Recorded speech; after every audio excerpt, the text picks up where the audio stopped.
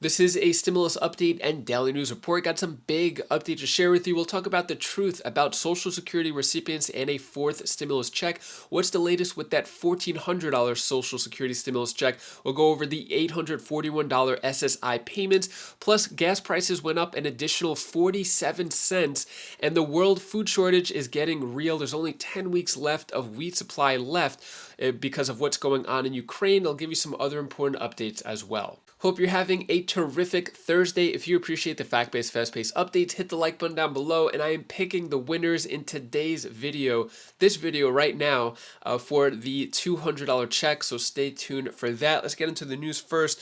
World has 10-week supply of wheat, expert tells UN Security Council, saying this is seismic. Basically, they're saying the reason why is because of what's going on in Ukraine and how Russia is invading it, basically holding all of the grains hostage, and how they respond, how Russia responds is saying, we are not the source of the problem. Kremlin says the West is to blame for the global food shortage.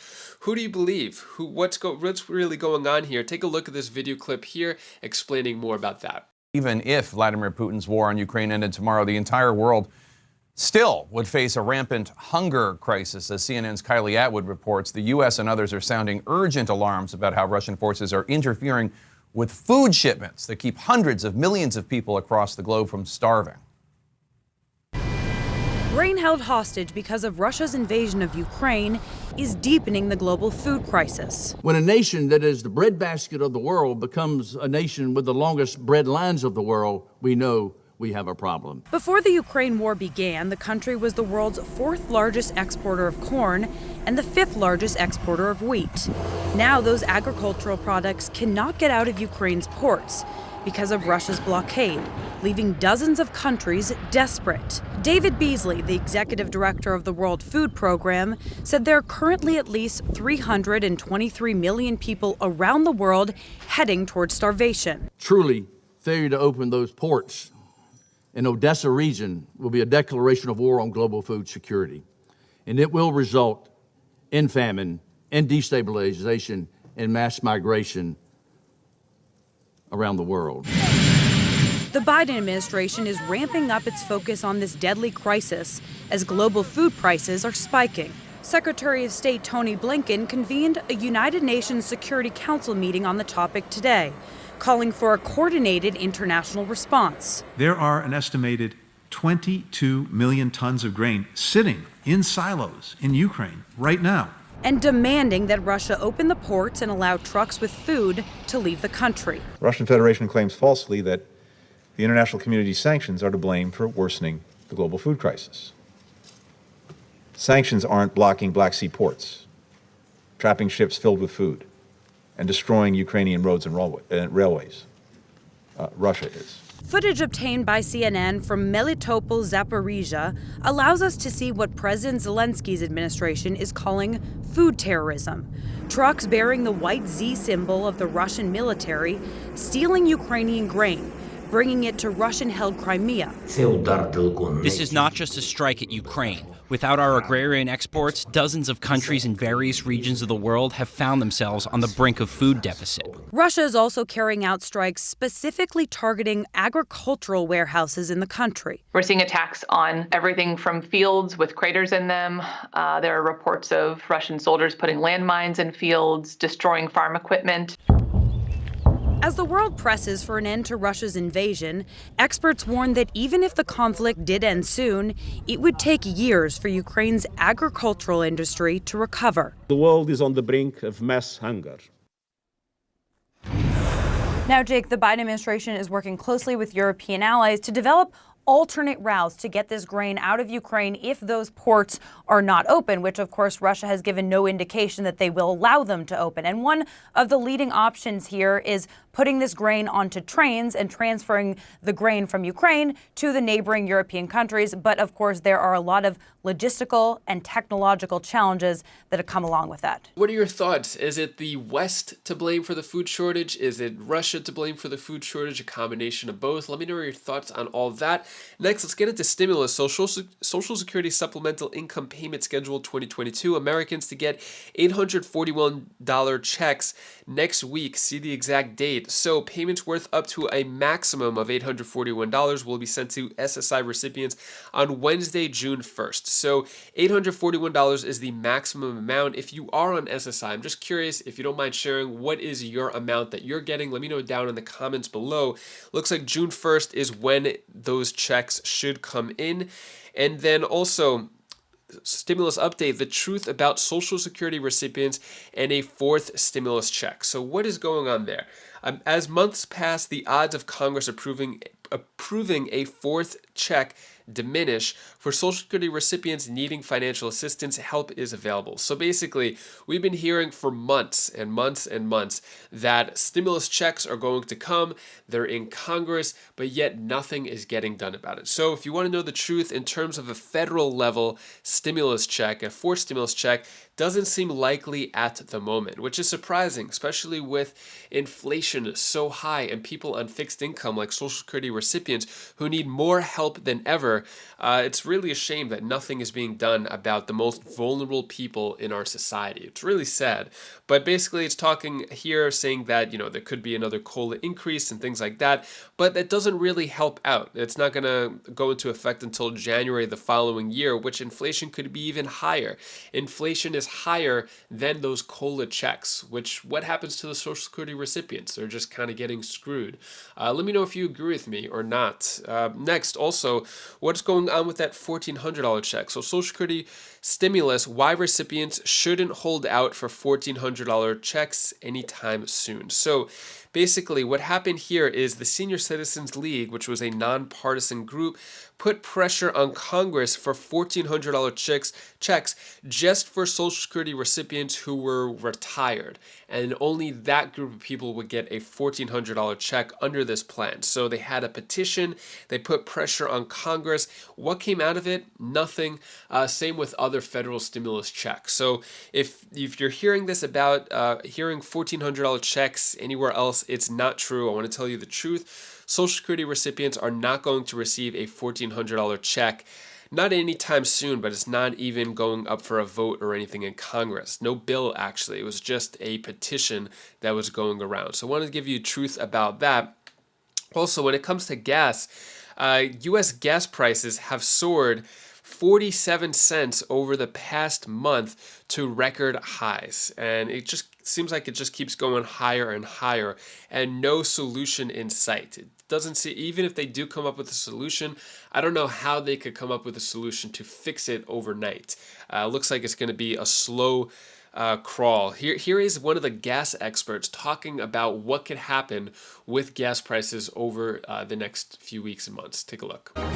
Surging gas prices could disrupt summer travel plans for millions of Americans as prices soar at the pump. Now, the national average hovering near an all-time high, inching closer to $5 a gallon. Right now, it's at $4.59. For more on this, we want to bring in Patrick DeHaan, $4.60 it looks like today.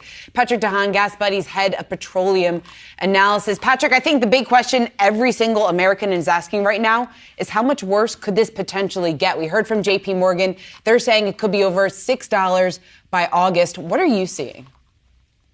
Well, nothing's really off the table. I think $6.20 a gallon is probably not going to happen, but it's not impossible either. We have a very unique setup this summer, very tight oil supply as a result of Russia's war in Ukraine and sanctions on Russian oil. In addition, we're talking about a nation that has seen 1 million barrel a day capacity at refineries gone from where we were 3 years ago. So less ability to refine as much product and a very insatiable appetite for Americans to hit the road this summer. 58% of respondents to our Gas Buddy summer travel survey said they'll be hitting the road, even in light of record high prices, which amazingly is a higher percentage than what we saw last year. That is incredible how it's not impacting demand, Patrick. But let's look ahead to the summer months. Do we have any studies that show as prices climb, how demand may fall with it? Well, we are seeing demand that certainly is not as strong as it was prior to COVID in 2019 when prices were much lower. I don't think that's going to change. We are not in for a record-setting summer when it comes to gasoline consumption. but we are at a record-setting summer for prices, and it's partially because of that reduced refining capability that prices will likely remain elevated in light of demand that's relatively weak compared to the last few years.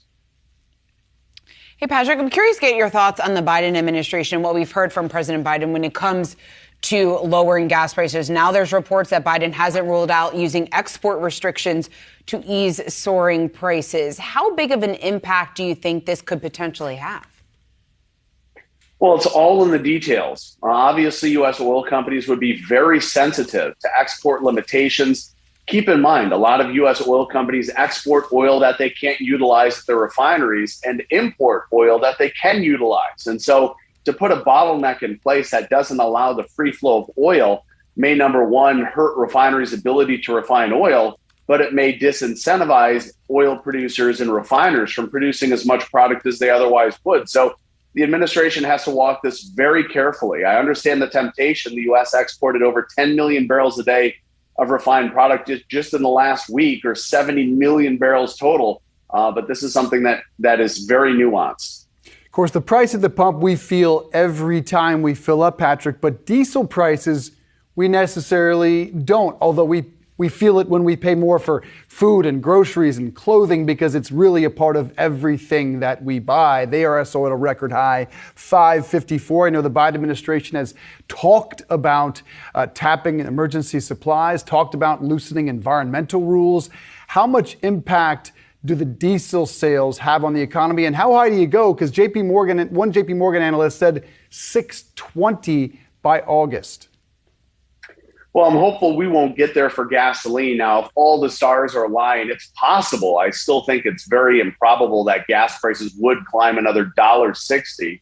But on your point about diesel, I mean, we've seen how it's implicating or causing harm at the retail level. Walmart and Target citing challenges with logistics, and the high price of diesel and fuel is hurting their bottom line. And this isn't going to disappear. And part of the story here is what I had mentioned, that drop in refining capacity.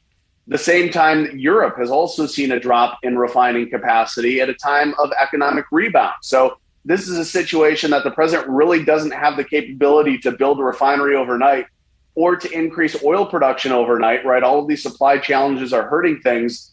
Having said that, if the president does make moves, it would likely take years for that to help alleviate high prices at the pump. So this is something we'll be stuck with, I'm afraid, most of the summer. What are your thoughts on that? Are gas prices going to be high forever? Are they ever going to go down? It seems like just almost nothing is being done about it. All the short-term solutions just haven't really done much. But let me know your thoughts on that. Next, I am going to pick the winners for the $200 checks right now. So let's get into my back end here. So basically, what you had to do was you had to say the word happy and basically what you're happy about. As usual, I like to kind of elevate the mood. So in these videos in general, I like to give you all the news, which isn't the most happiest thing. I try to give it to you in a straightforward, fact-based way. And then at the end, I give Bella's tip of the day, show some stuff from the family to hopefully, if you watch the entire video, you could leave with a smile. Hopefully, be a little bit more elevated, which I think probably news channels should do, so it's not just so depressing. Anyway, so I'm going to go to pick a winner. And also, side note, if you like Bella's tip of the day, actually we created, Christine, my wife and I, a YouTube channel for Bella, which I'll announce in tomorrow's video. So stay tuned for that. If you want to see more of Bella's tips of the day, I have a place for that. So I'll announce that in tomorrow's video. But let's get back to this, picking the winners. So must contain the words happy. And basically this is a random winner generator, or random comment generator. So first winner is going to be Nicole Rosa. Happy. I'm happy that I woke up today. Yeah, you got to go back to the basics, that we have life, we're able to breathe. So yeah, congrats to you, Nicole. And any other winners, I have my contact information down in the description below, and I will just verify it's actually you, because some people tried to scam me in the past. I'll verify it's you and a few other things, and then I'll send you that $200 check. And the next winner is True. I am happy that we are still waking up in a country that still has freedom to believe in Jesus Christ and make choices to make changes in government, people who do not have the citizens' best interest at heart. Yeah, congrats to you. We have a lot to be happy about for sure. Congrats, True. And the next winner is Velvan Henry. I'm happy to watch your video. Well, thank you, Velvan, for your support, and thank you for watching my video. And those are all the winners for now. I will do this probably again next month for sure in June, so stay tuned for that. And for all the winners, don't forget I have my contact information down in the description below. And yeah, thank you for everybody for all of your support, for making this happen and being a part of the Wise Flies community to hopefully brighten your day a bit. Here's my daughter Bella's tip of the day. Hi guys, this is Bella. This is the tip of the day. I want to tell you the one thing you should do for when you're feeling down and you want to follow your wishes. Then do whatever you want. It's a free country here. You can do whatever you want. So bye guys. Have a good night or a good day. Thank you so much for watching again. As I mentioned before, I will announce Bella's new YouTube channel, or it's actually not new, but I'll just share it with you in tomorrow's video. So if you want to see more of her tips of the day and all that, stay tuned for that. And yeah, hopefully you have a great rest of your day. If you want to check out my latest videos, my other channels, you could click up here, and I'll see you in the next video. Take care, be safe. Thank you for watching.